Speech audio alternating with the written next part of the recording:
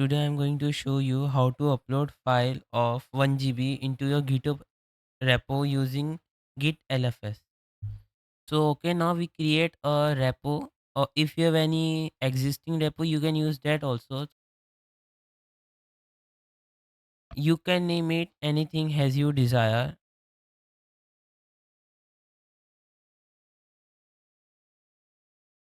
and no need to add description. I just added description GG. उसके बाद आप लोग को एक रीडमी फाइल भी डालनी है, और उसके बाद क्रिएट रेपो।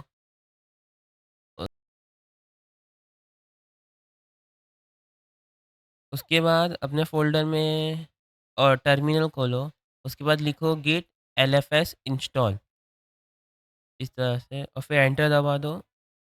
फिर लिखो गिट क्लोन, और फिर आपके जो रेपो है उसका लिंक डाल दो इधर। जैसे हम अपने अभी कम मतलब ब्राउज़र खोलेंगे, इसमें देखो एचटीटीपीएस जो है लिंक, उसको कॉपी करो, फिर टर्मिनल में वो पेस्ट कर दो। उसके बाद एंटर। उसके बाद फिर आपके टर्मिनल में लिखो सीडी, और फिर आपका जो रेपो का नाम है सीडी के बाद, जैसे कि मेरा रेपो का नाम है गिट एलएफएस, उसको कॉपी कर लेता हूँ मैं। तो कॉपी करने के बाद टर्मिनल में मैं ऐसा पेस्ट कर दूंगा, तो उसका डायरेक्टरी चेंज हो जाएगा। उसके बाद जो आपकी ये क्लोन वाली फ़ोल्डर है, उसमें आपको जो भी डाटा डालना है उसको कॉपी कर लो। जैसे कि मुझे ज़िप फ़ाइल डालनी है, तो मैं इसको ऐसा कॉपी कर लूँगा। उसके बाद अपने गिट एलएफएस फ़ोल्डर में जाके उसको ऐसा पेस्ट कर दूँगा। ओके। उसके बाद फिर टर्मिनल में लिखना है git LFS track double inverted comma star dot zip, ऐसा, डॉट ज़िप। क्या हमको ज़िप फ़ाइल ट्रैक करवानी है, इसलिए डॉट ज़िप।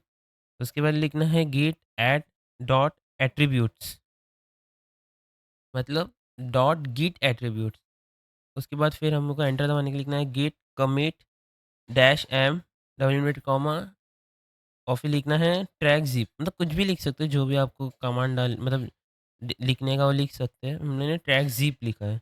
उसके बाद एंटर दबाओ, फिर गिट ऐड, और फिर समझो आपको कोई स्पेसिफिक फ़ाइल डालनी है, जैसे कि अगर मेरे को सिर्फ़ ये एक स्पेसिफिक फ़ाइल डालनी है, तो मैं इसका नाम पूरा कॉपी कर लूँगा इस तरह से, और फिर टर्मिनल में जाके पेस्ट करूँगा। अगर मेरे को सिर्फ़ एक फ़ाइल डालनी है, अगर मेरे को मल्टीपल फ़ाइल डालनी है, तो मैं वो माइनक्राफ़्ट बेस के बदले है ना, जो भी मेरे को डालना है, सब फ़ाइल डालनी है, तो फिर हम लोग स्टार मार्क डालेंगे। उससे क्या होगा, सबको वो करेगा। फिर एंटर दबाने के बाद हमको लिखना है कि कमिट कमिट डैश एम, और फिर जो भी आपको मतलब डैश एम के बाद जो भी आपको लिखने का है, आप लिख सकते हैं। जैसे हमने लिखा है ऐड फाइल ज़िप फाइल, ऐसा।